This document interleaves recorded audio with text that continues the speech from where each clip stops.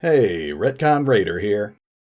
After a bit of a delay, we're finally delving into design document number 12, which covers the version of Hoover Dam that was originally intended to appear in Van Buren. This was intended to be a major location in Interplay's version of Fallout 3, and while Hoover Dam did end up being featured in Fallout New Vegas, the two games presented this historical landmark in two very different ways. At 73 pages, this is the second longest of the leaked design documents. On closer examination, however, it quickly became evident that while this document does present a great deal of information about what the developers had planned, it's also very redundant. Key details are often presented multiple times throughout the document, filling a lot of extra space. Of course, there's still a lot to talk about, even if we ignore the redundant information. So we'll be splitting this analysis into two videos. Today we'll focus on getting a good overview of the location, and next time we'll take a closer look at some of the specific characters and quests that it would have contained. As usual, we'll start by taking a look at the lore behind the location. Unfortunately, despite the length of this particular document, the lore presented in it is kept somewhat vague. The document gives us a good overview of the most important events, but it generally glosses over things like specific dates or details. It's probably safe to assume that the history of the Hoover Dam is somewhat intact, being constructed over a 6-year period during the Great Depression. Located in the Black Canyon along the Colorado River, it was used for flood control, storing waters, and generating hydroelectric power. The point of divergence appears to be at some point during the 21st century, when it was also used to house a secret research lab known as Sublevel 1C. Again, details here are a bit vague, but the document mentions that this facility was constructed after scientists observed higher concentrations of radioactive isotopes in some areas of the lake, which they then connected to the unusual number of genetically mutated creatures in the region. Sublevel 1C was developed to further study these genetic mutations, in hopes of creating potent bioweapons that the military could use against their enemies. Their intent was to create bioweapons capable of destroying entire ecologies, and at some point they began experimenting with the forced evolutionary virus, developing familiar mutant species such as the centaurs and floaters present in other Fallout games. Shortly before the Great War began, Chinese stealth soldiers learned about the lab and attempted to infiltrate and destroy it before those weapons could be used against China. One of the bombs planted by the infiltrators went off early, alerting the entire facility and leading to a massive gunfight. Although the details are sparse, the end result was that the infiltrators were defeated, the Hoover Dam's generators were damaged, and several of the FEV mutants were roaming loose throughout the labs. Following established protocol, the guards locked down Sublevel 1C to prevent any of the specimens from escaping. 2 spies and 4 scientists were also trapped inside, dying soon afterwards. Roughly 200 years after the war, Hoover Dam was used to establish a small settlement. Most settlers built their homes along the top of the dam, but a tribe of backwoods, cave-dwelling mutants known as Troggs occupied the old utility tunnels near the base of the dam. Frequently targeted by raiders, this settlement survived, but it never thrived. This was around the same time that the new California Republic was beginning its eastward expansion. Facing growing tensions with the Brotherhood of Steel, the NCR had a vested interest in Hoover Dam, which they knew was a great source of power prior to the war. To this end, they selected Councilman Joseph Dodge to lead an expedition to unite Hoover Dam in the name of the NCR. Although they were prepared to take Hoover Dam by force, Dodge was pleasantly surprised to find that the settlers there actually welcomed the security that the NCR military had to offer. He quickly took control of the location, brokering deals with both the local settlers as well as the Troggs and the utility tunnels to keep things running smoothly. The soldiers under his command quickly eliminated most of the raiders in the surrounding area, and things were good. For a while. Then Caesar's Legion attacked. The document never mentions exactly why the Legion wanted Hoover Dam, but it led to a fierce battle. While the NCR soldiers triumphed, a large portion of the dam was damaged and rendered uninhabitable. Unfortunately, things only got worse from there. Over the following years, the Ncr Brotherhood War began. and Elder Andrea Brixley began directing regular attacks against the NCR settlement at Hoover Dam.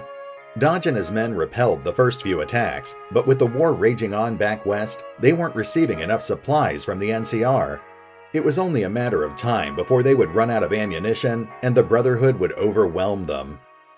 Dodge ordered Crimson Caravan, one of the two caravan companies based out of Hoover Dam, to secure a new source of ammo and weaponry, and 6 months later, they came through. Alice McLafferty reported that her caravans had secured trade with a faraway tribal community dedicated to mechanical technologies, and now she could readily resupply Dodge's troops. Dodge was initially elated, hoping that this would allow his soldiers to outlast the Brotherhood. Unfortunately, this didn't prove to be the case, and the Brotherhood renewed their assaults, stronger than ever. This is because, unbeknownst to Dodge, the Crimson Caravan Company was deliberately profiteering from the conflict by providing munitions to both sides. Eventually, the NCR supply train stopped coming entirely, and with nothing left to trade for munitions, the deal with Crimson Caravan began to fall apart. Desperate, Dodge ordered his men to start cannibalizing the parts of the dam that had been damaged during the battle against Caesar's Legion a few years earlier. This worked for a while, but when it became evident that they were causing too much structural damage, Dodge had to find something else to trade. Fortunately, soon afterwards, he discovered that the settlement's water purification system, although largely inefficient and ineffectual, generated significant quantities of byproduct materials which could be used to make gunpowder. All they needed was coal. Crimson Caravan had already established trade with a tribe that had a ready supply of coal, so they brokered a new trade deal. And so, the war between Hoover Dam and the local Brotherhood continued on with no end in sight. Unable to penetrate the facility's defenses, more extreme members of the Brotherhood, known as the Circle of Steel, began attacking caravans and other outlying settlements. Although Hoover Dam was safe for now, battle fatigue was finally beginning to take its toll. With more and more people abandoning the settlement, the remaining settlers started finding it more and more difficult to keep things running smoothly. Of course, that's where the player would come in. So now that we've talked about the history behind the settlement at Hoover Dam, let's talk about the actual settlement itself. Hoover Dam was going to be split into 5 sections, each set at a different elevation level. The settlement's population was spread over 3 of those levels: the Rim, Downtown, and the Baseline. The 2 lowest levels of the facility were the Scum Pits and Sub-Level C1, both of which were largely inaccessible due to the hazards posed by toxic waste and mutant creatures. The Rim was an area generally reserved for politicians and the wealthy elite, with space reserved for the settlement's finest shops as well as a school run by the followers of the Apocalypse. This area was in fairly good condition, with the notable exception of the east side, which was significantly damaged during the battle with Caesar's Legion, and then damaged even more when Dodge's men began stripping that area for parts. The damaged area would be strictly off-limits, and the soldiers would attempt to kill anyone they caught trespassing there. The Rim was accessible through sturdy iron gates on the north and south, both of which were guarded by armed soldiers and high-powered turrets. Once past the gate, the first major structure the player was likely to encounter was the NCR military headquarters in City Hall. This is where the player would meet with several important NPCs, including Lieutenant Governor Dodge.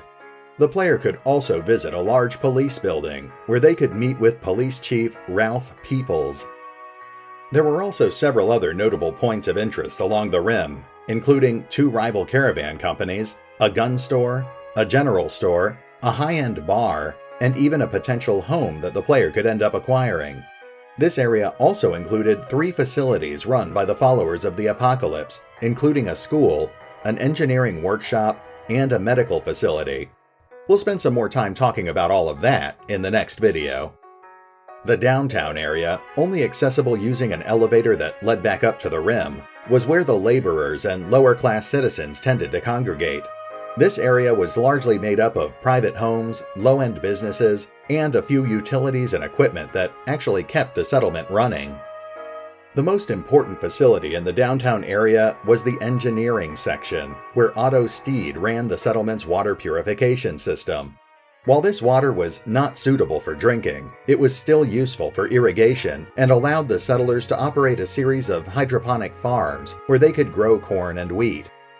This area also included a few notable businesses, such as Dusty's Desires, a low-rent bar and brothel, as well as Hocket to Bob, which served as an all-purpose pawn shop and general store. This area also included another potential home for the player to acquire.